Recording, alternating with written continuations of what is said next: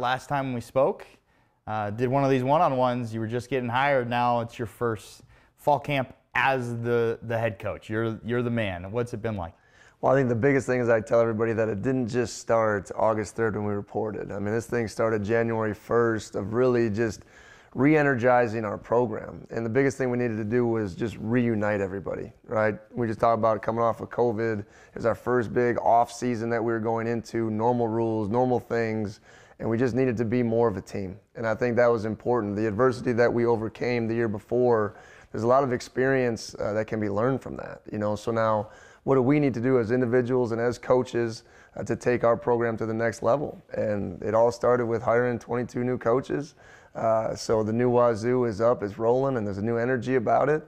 And then fall camp, just to have it, you know, exactly, you know, how we wanted to as a program is something that's really special. And it's player focused, and they've done a really good job of driving our culture and just really accepting our coaches and wanting to be great every Saturday. And you talked about the new Wazoo, obviously something that's been pretty big since you started this season here. Just what does that stand for to you? Well, it really stands for just having a standard for the program, and that's being the best in each and everything we do. And we talk about it on and off the field, and there's an accountability that comes with that. And I just want our guys to realize, you know, everyone's, you know, ceiling is different. Okay, but we got to hold each other accountable to being the best each and every day. That's how we're the best team possible. And I talked about that energy. It's something that we have to have the moment we cross these doors, right? No energy vampires, right? Big body language, enjoy what you do. And I think that's what our guys have really embraced, and it's about the process, right? You win each moment you encounter in life, right? And that's academics, that's obviously relational, and it's obviously in this building. If we try to be 1-0 each and every day, we can keep stacking days and we can accomplish big things. So that's our main focus, and that's kind of the messaging that our players hear each and every day. When you come to new, obviously it's your first full year as the head coach. When it comes down to that, most of the time it's a coach coming from somewhere else, coming in. Obviously it's a different story. But does this feel like this program is yours? Sometimes it might take a little while for the turnover, all that, to get it going. Does this feel like it's completely yours right now? 100%, you know, because I think when you get an opportunity to just hire the right people for the place is that's where I all come back to. And I tell our guys all the time, I was very thorough on the front end, you know, so I know there's people in this foxhole with me, right? And leadership isn't, you know, one guy just in charge of everybody, right? It's empowering leadership up and down the chain of command, right? So through the coordinators, through our coaches, through our scouting department, through our creative department, you know, there's a lot of things that go into that, right? But letting them, you know, do their job within a singular vision, right? And I think our program is aligned, and I think that's one of my number one jobs, you know. So it is our program. I'll never say it's my program, it's our program.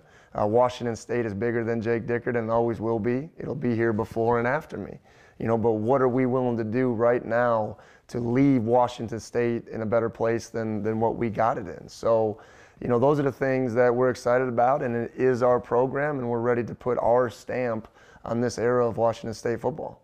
And talking about your stamp, your defense, very good defense, continued to get better and better this year. A lot of returning starters. On paper, it looks like you guys will be pretty darn good on that side of the ball. Just what's it been like being the head coach, not necessarily fully with the defense now? Yeah, well, I miss it. I mean, I'm going to start there. I miss the X's and O's. I'm a football guy.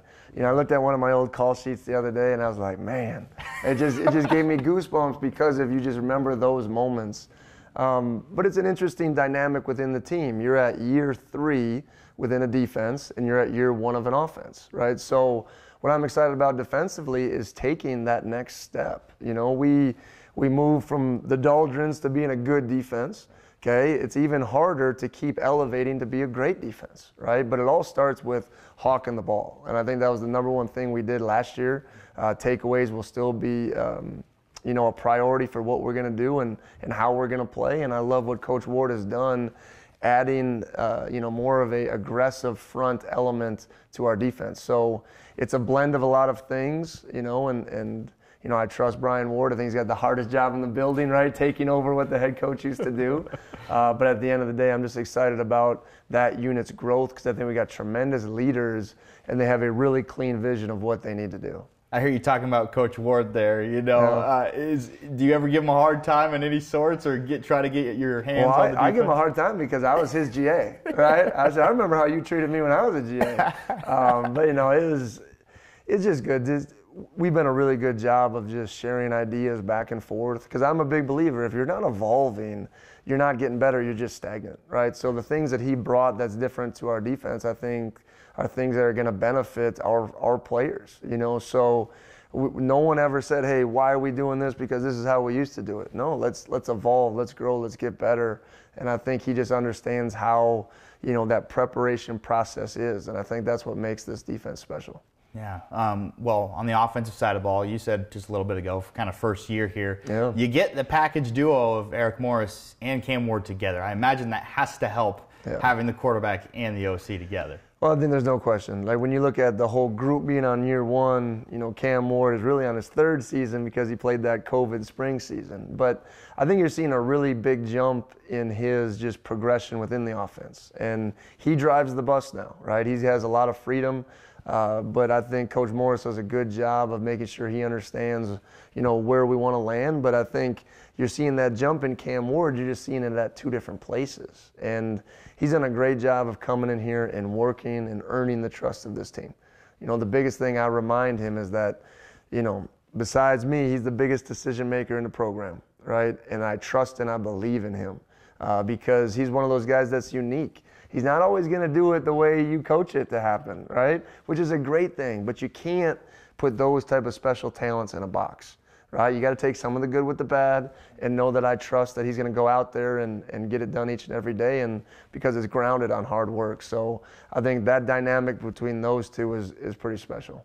That's a lot of pressure for a quarterback coming from, you know, kind of a smaller school to Pac-12 level. Do you think he's got that type of personality? There's one guy that can handle it, it's Cam Ward. I just say each and every day he's just fun to be around because he's an ultimate competitor. And when you love the game that much and you spend that much time on the game, you know, he just has fun with it, right? So yes, he was built for this moment from probably the time he was a little kid, and he's taken everything in stride. But this is why he's here. Pressure is a privilege.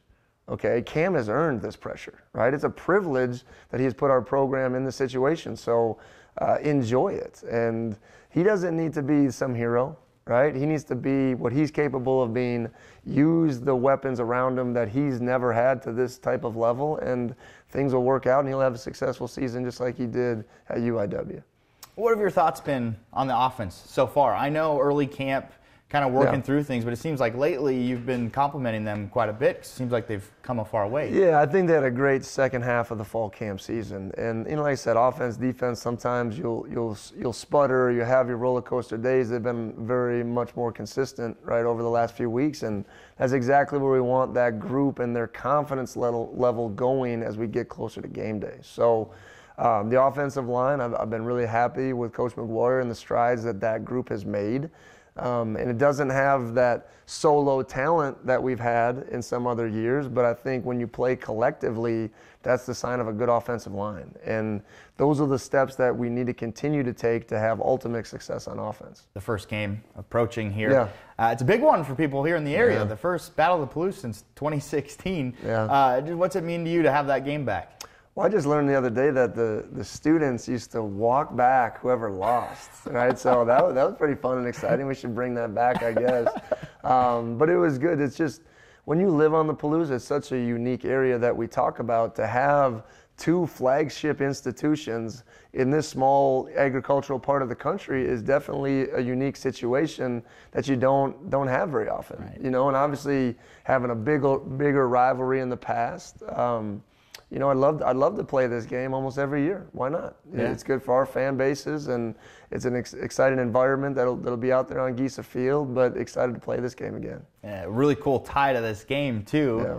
You and Coach Eck, you guys coached at 2 stops together, most recently South Dakota State. What's going to be like, you guys now, first-year head coaches, playing against each other? Yeah, I mean, it's definitely unique. I'll say the first thing is I consider Jason a friend. Period. This isn't a coach at acquaintance. Like, he is a friend of mine, and it's one of those weird directions that life takes you. Right? You're both as your first time as a head coach. We've always wanted to get in these positions. You never knew where it was going to be, and to see him across on the sideline will be special really for both of us. I know him very well. He knows me very well. So it'll be one of those moments that'll just kind of be hopefully really special for us and our families. We talked to Coach Eck just a little bit ago, and he talked about championship game at your guys' first stop where you guys scored 13 points, or your defense held them to 13. They didn't score any. So he said, "Hey, he did bring that up." He brought it up. He brought that up. He said that's why you're at the Pac-12 right now. Yeah, he's got a little more fire and juice than I do. He's just a fun guy to be around. I know that. But yeah, we had a special 2014 season, making it to a national championship game together, and one of those guys you just stay connected to because you know that he's a great football coach. He's a great leader. He's a great mentor, and he has a really bright offensive mind, just really bright. And I know our paths hopefully will cross again on the same staff as we continue to move forward. But I don't. Every once in a while when we get together, I'll nudge him about getting shut out in the championship game. But other than that, that was a special moment at that place. Yeah. That's cool, especially because you guys are right down the street. That's right. That's exactly right. Well, when we look at the season as a whole, I guess, what are your goals? What do you think this team can accomplish? A lot of people ask me that, and the biggest thing, I always come back to, and this has been a core belief of mine, is one game at a time. We preach process. We understand process. The best part is this team can go out there and be 1-0 each and every week, right? But you got to go earn that, and that's preparation, and then eventually on Saturdays it meets execution, right? So we got to do our jobs better than our opponent each and every week. And we got to show up with the mindset of we need to go out there and earn it. So I'm excited about this football team. I'm excited for this season. I'll never put a ceiling on it, but the only thing I ever talking about is just stacking 1-0s, and that's daily, and that can lead to big results. So we're excited to September 3rd, right, really show the team, that we are and how much hard work we put into it. Now, we talked a little bit about it off camera, how it's like normal now. It feels like a normal season. It's got to feel normal for the guys. What's that like to finally have a normal season? Well, I think you don't realize how normal it is until it's taken away from you, right? So, and I'm just talking about little things. I'm talking about the dining hall. I'm talking about being in the locker room. I'm talking about taking the guys to the pool and bowling and just some of the fun things, that we did in fall camp. Like, you don't realize how much you just miss those times. And I just sit back and I just watch, and just – man, we call it creating collisions, right? That's how you create a football team is you get the running backs to talk to the D tackles and the corners to the O-linemen, and you got to create those elements. So to be able to collide again and build trust in a football team, right? You don't just do that on the field, you do it behind the scenes. So to have everything back is just amazing, and more importantly, hopefully that leads to, Giesa Field being one of the best places to play in the Pacific Northwest. And I'm excited to get our fans back in that stadium and support these guys that have been working their tails off.